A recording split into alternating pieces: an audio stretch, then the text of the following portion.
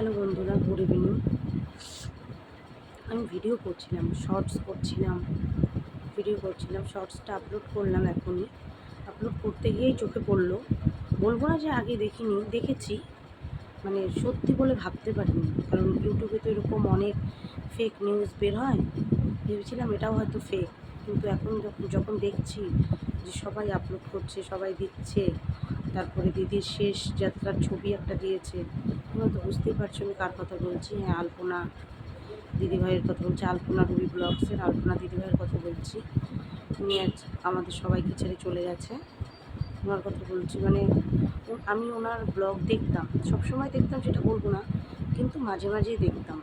আর খুব ভালো লাগতো আমার, এত হাসি খুশি প্রাণোচ্ছল একটা মেয়ে কী করে কী হয়ে গেল, মানে দেখার পরের থেকে আর মন চাচ্ছে না যে আমি শর্টস করি।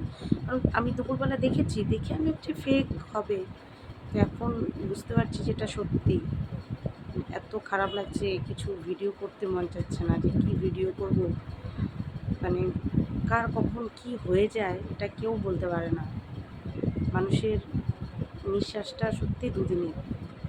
এই আমরা এখন আছি, 1 ঘন্টা পরে থাকবো কি না সত্যি আমরা জানি না, কেউ জানি না, বলতে পারছি না কি হবে। আমার খুব খারাপ লাগছে মাসিমার জন্য।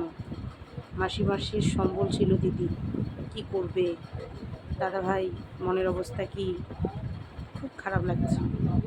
যাই হোক, ওনাদের জন্য একটা ছোট্ট ভিডিও আমি করলাম। ভিডিও করতেও ইচ্ছে করছে না। যাই হোক, ওনার আত্মার শান্তি কামনা করছি, যেখানেই থাকুক দিদি ভালো থাকুক, ওনার আত্মার শান্তি কামনা করি। মাসিমাকে ঠাকুর একটু কী বলবো, একটু সামলাবে। এখন কে কাকে যে সামলাবে বলা মুশকিল। খুব দাদাভাইও নিশ্চয়ই ভেঙে পড়েছে, ওনার তো কেউ নেই পাশে, দেখলাম কী হবে এখন। ঠিক আছে বন্ধুরা, আজকে এইটুকুই।